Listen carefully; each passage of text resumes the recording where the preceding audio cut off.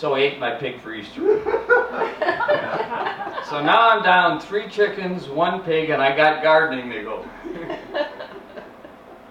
Now, I had corn, I had cherry tomatoes, I had green beans, and for some reason I had jalapeno peppers. And I'll tell you what, got it to grow. It was just like the Pilgrims and the Indians, right? I mean, remember, where they sent me to grow this stuff is a coral atoll island. We're talking beach here. This is all sand. Grow sand. Go to Iowa and tell them, hey, I got a nice beach for you guys to put up a crop of corn. This isn't going to work. So I grew my corn. I did it with, we got sea slugs from the ocean. We got poop from the pig as long as the pig was around. We grew all this stuff, did it, and so let's go eat some of this stuff. What happens? These people, like when they're 30, they got 3 teeth left. And it's sweet corn. They didn't send me out where you make meal out of corn. It's sweet corn. So let's eat corn. Long story short, vegetable garden died. Didn't work, and then they found out you got to do it all over again. Everything there is perennial. This is annual. You got to do it next year. Whoa, no, thank you. We're not going to do that. So that's all gone. That failed. I was pretty depressed. I had one other job, and this is where my greatest failure was. My other job was to work with the council they had a council of elders that had been in place for about 1,500 years. Now, I was going to teach them how they really should run meetings. And I had literally Robert's Rules of Order. And I was supposed to teach them how to do Robert's Rules of Order. Sorry. Now, the big problem was that, this time thing is not going to work. The big problem was that I couldn't speak the language.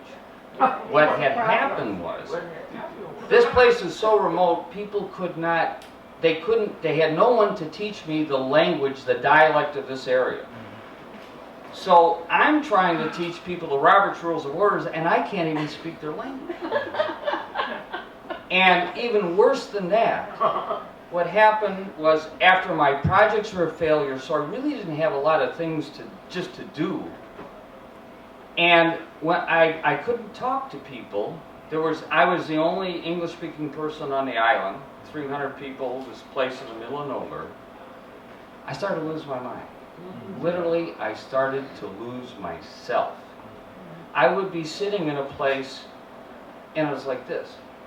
And I'd look around, I had no idea where I was. I had no idea why I was there, where I had been last, or what was happening around me. I was gone. It was a deep, hard place to be. Failure. The people on the island noticed this. My John the Baptist, who showed me the path and showed me repentance, was Bayung, the chief of the island. He came to me and said, "We know you're distressed. We know these things aren't working out. We don't quite understand exactly what this whole Peace Corps thing is all about. What we suggest is you do what we do. Just stop doing all that other stuff that doesn't work anyway and come be with us." Repentance, it means turning a different direction. At that point, I took a different direction. I moved on to the canoe house that was only for single men. Listen to families talk at night, listen to stories, got into it. They did a little bit of drinking. I did a little bit of drinking. And the stories started rolling, you get a little drinking. I was telling stories. I started learning language, so I would get my books and I would tell stories from Norse mythology, from Greek mythology, Hercules stories. People loved them. They loved the characters. So literally, people started naming their dogs Thor, naming their pig Circe, And can you just imagine, like, some anthropologist someday showing up on this island, and there's these people calling their dogs Thor and Circe? I mean, the whole new theories of human migration could come out of this. So I learned language, though, and it turned out that was one thing that I was fairly good at. And in fact, I got a name, a label, How Theung. That means master storyteller. Like if you're a How Lap, that's a master canoe builder. I was a How Theung. So I had status then, and I did all these kind of things. And so in learning that, then, now we come to redemption. Then, by talking with people, by learning how to listen to people, knowing what they were talking about, by participating in their work, seeing how hard it was, the things they had to do to get money when the trade ship came so they could buy the goods off of the ship. And the goods were crap that was sent to them. They were out on the island. Anything they couldn't sell was left over in the center. They put it on the boat. The tobacco was moldy. There was holes in the flour bags. There were bugs in the flour. There was just nothing was good. Whatever they couldn't sell, put it on the boat. Well, we got money together. We started a co-op. We built the funds. People could buy things that they never could buy before. They could buy more of them. And in the center, if they knew what the order was going to be, they agreed that they would palletize things and we would have good, decent stuff that they would be selling to us. So that co-op really became a success. It made a difference in their lives. It came about because after my period of changing direction, in their eyes, in their lives, in my eyes, in my life, I was redeemed. I had success. I had victory. How about salvation? That's the last kind of page of the story. Well, what I can tell you is that I know nothing about ultimate salvation or whether or not as a result of this I'll find it. But I can tell you that I've had some glimpses of paradise. And I felt the heart, I swear, of the earth beating in the heart of people that I got to know, just kind of the pulse of the island. Glimpses of paradise, being on a canoe out in the open ocean in the daytime and literally seeing, you got 360 degrees ocean. At night, the stars, you've been where the stars, where the sky is so clear, the stars are right in your face, right? The Milky Way is right there. They call it the island Homa. That means the path of the ghosts, the path of the spirits. You'd see a thunderstorm here, a thunderstorm there, a thunderstorm here on the horizon. Rainbow on top of rainbow. They called it Rahim.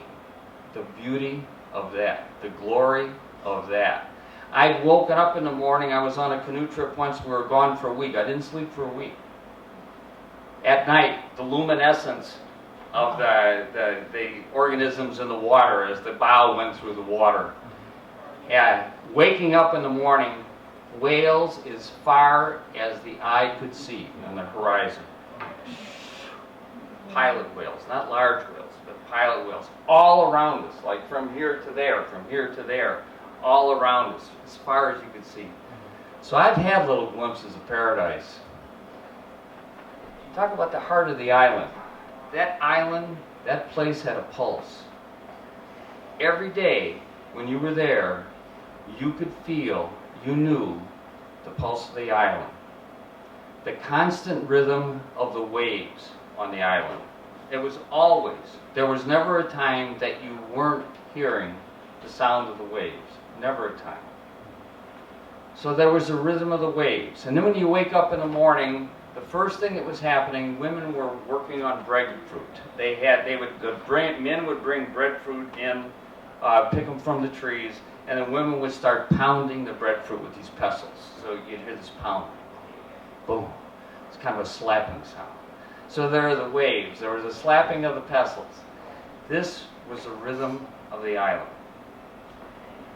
So we talk about salvation. You know, I really feel like this pilgrim did make a little bit of progress.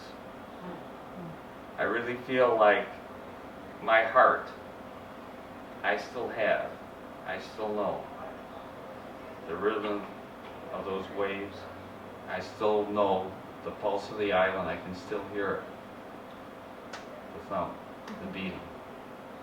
And I still have Bayonne in my memory, the friends that I made, and the lessons I learned. Thank you.